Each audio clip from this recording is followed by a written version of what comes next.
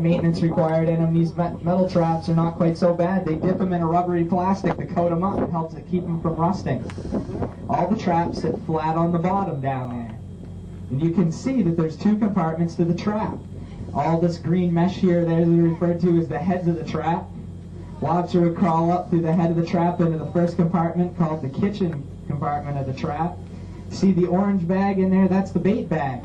They stuff that with mackerel, redfish, herring, pogie, anything that's really an oily, junky fish that you or I wouldn't want to eat. That's what they use. Lobster would crawl up through the second head after he's had his little meal there into the second compartment of the trap. That's called the bedroom compartment of the trap. That's where the lobster waits until the lobsterman comes to check on the trap. And they'll eat them. Yeah, Mike's picking this one. This is a good one here. You can see that this is actually what they call a buried female.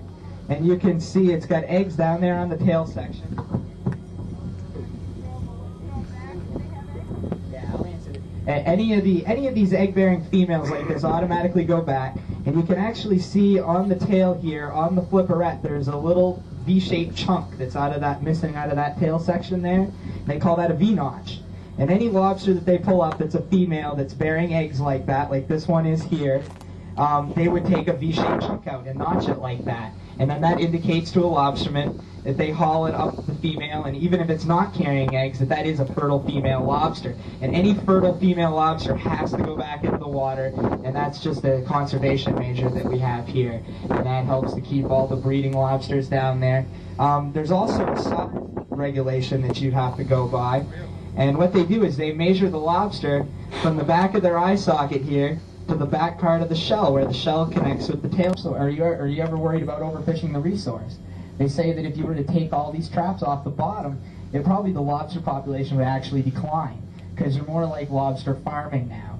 You're actually feeding so many of these lobsters that are under the size requirement or over the size requirement, or the egg-bearing females, that if they crawl into the trap, they get that free meal, they crawl up and get another one, they really don't have to rely much on their natural food source. If you were to take all this food source away from them, there wouldn't be enough natural food source on the bottom for them to actually sustain the population that we have right now. So it works out pretty good, and it's actually been on the rise. The overall harvest has been up for the last few years, as well as the Department of Marine Resources does a lobster survey, and they say that just the overall population is on the rise and it's growing, so it seems to be working pretty well.